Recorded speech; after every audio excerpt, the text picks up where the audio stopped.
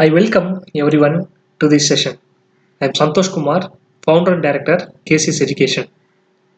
In KCS Education, we have planned to give number of courses through YouTube channel.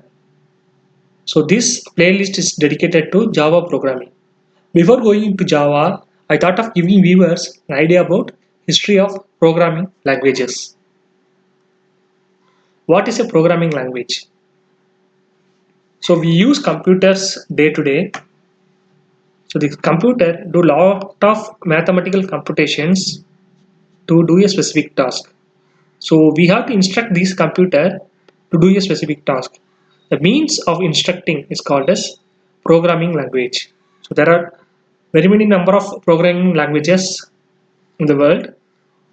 So we will see a brief history about the programming languages. Early in 1822, Charles Babbage difference engine was invented. It is completely a physical device without any wiring or electronic components. The program here is done by means of changing gears. It is completely a physical motion that calculates higher order mathematical formulations.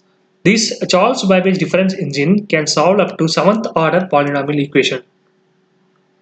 In 1942, ENIAC came into existence. ENIAC is electronic numerical integrator and computer.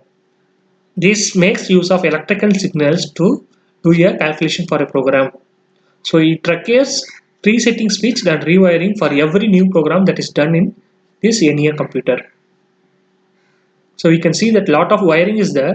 It is a very tedious process. It takes weeks of time to wire this machine for a new program. So in 1945, John von Neumann had two new concepts that changed the programming languages very much. Those ideas are shared program technique and conditional control transfer. Shared program technique, the suggestion is to have a simple hardware and complex instructions. And shared program came by the name because of a shared memory by the control unit and arithmetic logic unit that we can see in this basic structure. And he gave the idea of conditional control transfer. So these led to the concepts of subroutines and blocks of code. Subroutines are the piece of program that can do a specific task as a single unit. Blocks of code are code within a block which can be called in the programs or in between the programs. So logical and looped statement is one more suggestion where this logical statement is either true or false statement, but it is derived by means of if then statement, and this looping is controlled by means of a for statement. So this idea of subroutine and blocks of codes gave the major idea about the libraries that can be used in a program. In 1949, language shortcode programming came into practice. So it is an electronic device which converts a mathematical expression into a shortcode that we can see in this example. A equal to between brackets b plus c divided by b multiplied by c. Here a refers to x3 and equal to means 0, 3 and open bracket is 0, 9. So likewise each mathematical notations in this expression has a code reference. Once the shortcode is developed, then they are converted into zeros and ones by means of hand calculations.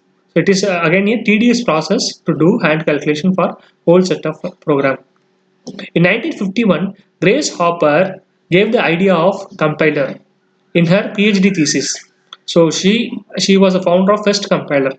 And the purpose of compiler is to convert a language statement to zeros and ones, and this since it is done by machine, this led to faster programming. In 1957, Fortran came into existence. Fortran stands for Formula Translating. Fortran was developed by IBM, International Business Machines, and this language runs on mainframe computers. It is well suited for numerical and scientific work. At Fortran, the data types used are logical variable, namely true or false, and integer variables, real, double precision numbers. Fortran can handle numbers very easily. 1958, Lisp came into practice. It is the second oldest high-level programming language that is still in common use. Lisp stands for List Processing. It is developed by John McCarthy.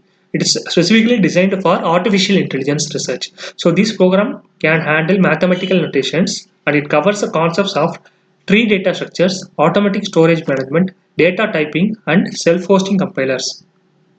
1959, COBOL came into practice. COBOL is a language developed for businessmen. So COBOL stands for Common Business Oriented Language.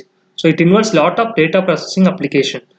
So since in defense and insurance domain, there are huge data processing requirement is there. Hence these domains use COBOL extensively for data processing. COBOL uses two types of data types, numbers and strings. These numbers and strings of text can be grouped into arrays and records. This helps easy tracking and keeps the data well organized. 1964, BASIC came into existence. So BASIC stands for Beginner's All-Purpose Symbolic Instruction Code. It is a general-purpose language and it is higher-level language. It is designed for simplicity and it was very popular in mid-70s. So earlier computer games were often written by using BASIC language. So BASIC is a very limited language and it is designed for non-computer science people. So here the statements will be run sequentially, but if the program needs to change a routine, then if then or go sub statements can be executed, can be applied to execute a certain block of code. Then once this code is been developed, code is been run, then it returns to the original point in the program's flow. In 1970, Pascal came into existence. So this is mainly for teaching structured programming and data structuring. Pascal was designed in a very orderly approach that combined many of the best features of the languages in use at the time. They are COBOL, Fortran, and ALGOL. The combination of features of COBOL, Fortran, and ALGOL and input-output handling and solid mathematical features made this language very highly successful. In 1972, C was developed. It is a general-purpose low-level language. It was initially created for Unix systems. And this C programming is used to create OS like Unix, Windows, Mac, and Linux. Currently, the world's most popular programming language is C. So there are many derived languages from C, includes C hash, Java, JavaScript, Perl, PHP, and Python. In 1980, Ada came into practice. It is a derived language from Pascal. So it was initially contracted by US Department of Defense in 1977 for developing large software systems. In 1983, C++ came into practice. Plus plus means incremental term in C. It is an intermediate level language and it is object oriented language. So the C++ is an extension of C with the additions of classes, virtual functions, and templates. So it is designed to make use of the raw power of C along with object-oriented programming, and it maintains the speed of C and runs in different types of computers. C++ focuses on static compile time decisions. It is highly used in simulations such as games. The next, in 1983, Objective-C was developed, and it is an expansion of C with the addition of message passing functionality based on Smalltalk language. Objective-C is focused on runtime decisions for dispatching and it depends heavily on the runtime libraries to handle the concept of inheritance and polymorphism. Microsoft extended the basic language to a product called as Visual Basic. This product is very user friendly where it will have a black window and a lot number of components will be there on the left side. You can drag and drop this component into the window to form a layout. These drag and drop components may be a menu, picture, or slide bars. Collectively, they are called as widgets. In 1987, Perl came into the practice, and it is created mainly for report processing on Unix systems. But then it became a powerful and versatile language today. It is used as the engine for a web interface or in scripts that modify configuration files. So this Perl language has text matching functions. So these text matching functions are very useful in creating an engine for web interface or in the scripts that modify the configuration files. Test matching is a computer program that looks for a text that matches a given text. So you can imagine Google search where you key in the text and Google looks for the web pages that have the text. In 1991, Python came into practice and it is a general purpose high level language. It is created to support variety of programming styles. It is powerful and fast language. It runs on all the platforms. It's very user friendly, easy to learn, and an open platform. In 1993, Ruby came into practice. It is designed for productive and enjoyable programming. Initially, it was used for building web applications. Then, it is more similar to Python, so it can also be used for applications like data analysis, prototyping, and proof of concepts. In 1995, Java was developed, and it is a general purpose high level language. Initially, it was made as an interactive TV, made for an interactive TV project, but then it gained familiarity and it is used in cross platform functionality. So it is second most popular language behind C. In 1995, PHP was developed and it is a personal homepage language. It is open source and general purpose. It is built for dynamic website pages.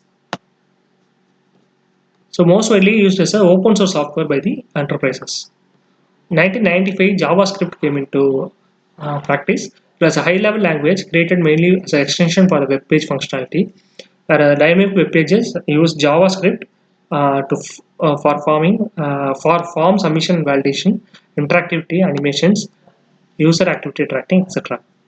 These are some of the languages that came after the year 2000, namely ActionScript, C Sharp, D, Scratch, Groovy, Scala, F